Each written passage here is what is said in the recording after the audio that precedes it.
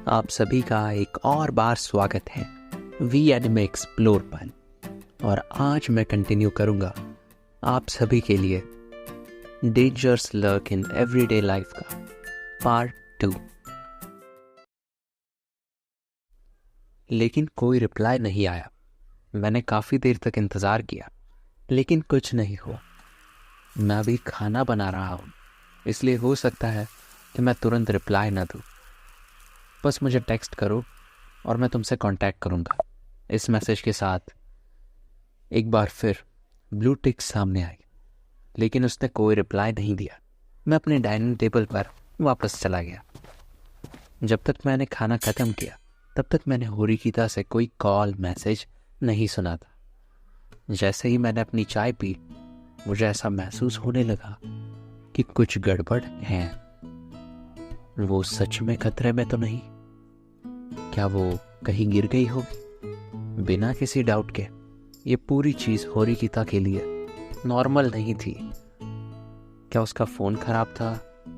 अगर ऐसा है तो वो स्कूल से कांटेक्ट कर सकती थी। अगर मैं होरिकिता के किसी करीबी को जानता होता जो उसके रूम में जाकर उसे चेक करता तो ये जल्दी ख़त्म हो गया होता। अफसोस की बात है कि मैं ऐसे किसी इंसान के बारे में नहीं सोच सका जो इस बिल में फिट बैठता हो। लॉजिक से सोचा जाए तो मेरा पहला विचार ये था कि होरिकिता का मेरे साथ कुछ ज़रूरी काम होगा, लेकिन किसी और चीज़ के कारण इसमें प्रॉब्लम आ गई हो सकता है किसी टीचर ने उसे बुलाया हो या किसी क्लासमेट ने, लेकिन वो थ्योरी बहुत अनस्टेबल थी। ये आइडिया लगाना मुश्किल था कि गर्मियों के बीच, वो भी रात, स्कूल का कोई भी व्यक्ति होरिकिता को बुलाएगा। उसका कोई दोस्त नहीं था जो उससे इस तरीके से कांटेक्ट करता। शायद किसी एक्सीडेंट ने कॉल बंद कर दी थी, या फिर वो सो गई और मुझे वापस कॉल करना भूल गई। हो सकता है यही बात रही हो। नहीं, कारण कुछ और है। मैंने उसका नंबर फिर से डायल किया। 4th ट्राई में मैं फाइनली कनेक्ट करने में कामयाब रहा। हेलो। होरिकिता को कोई आश्चर्य नहीं था। अगर कुछ था तो वो सच में थकी हुई लग रही थी। सुनो, बहुत बार कॉल करने के लिए माफ़ी चाहता हूँ। जब से तुमने मुझे कॉल करने की कोशिश की मुझे चिंता हुई। क्या तुम सो रही थी? मैंने पूछा तो उसने कहा, नहीं, आंसर न करने के लिए मुझे माफ़ करना।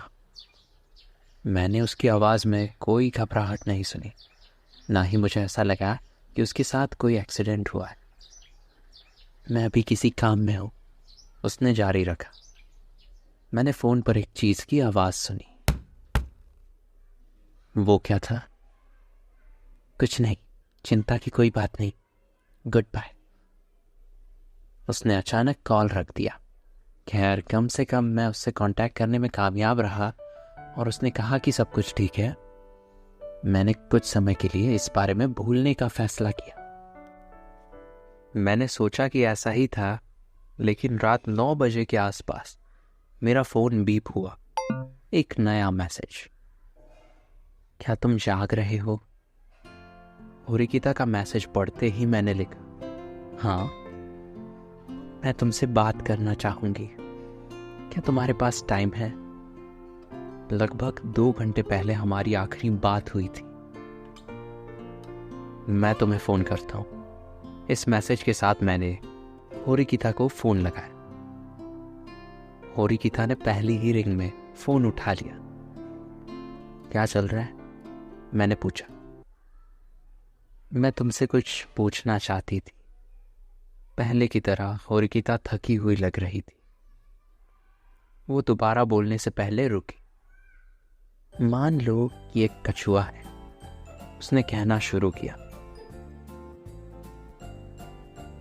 होरिकिता एक पूरी तरह से अलग कहानी लॉन्च करने लगी। वो एक बेहद इंटेलिजेंट और टैलेंटेड कछुआ है। अगर मैं गलती से उस पर पैर रख दूं और उसे मार दूं तो भयानक होगा। क्यों? वो अपनी वेपर्स के तहत खुद को ठीक नहीं कर सकता।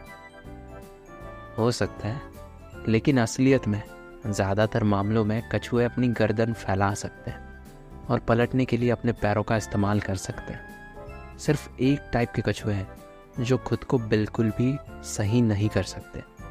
वो दरअसल बड़े और समुद्री कछुए हैं। मैंने समझा। मेरे अनावश्यक एक्सप्लेनेशन पर उरीकिता चुप हो गई। यह आसान होता अगर तुम ये मान लेते कि कछुए अपने आप नहीं उठ सकते और मेरी बात सुनते। उसने एक सेकंड बाद कहा, हाँ सच तो है। ठीक है, तो वो अपने आप नहीं उठ सकते। क्या इसमें कुछ गड़बड़ है? यही ख़त्म होता है एपिसोड 2। आपको पसंद आया हो तो लाइक ज़रूर करिएगा और अगले एपिसोड में क्या हो सकता है इसका वेट करिए।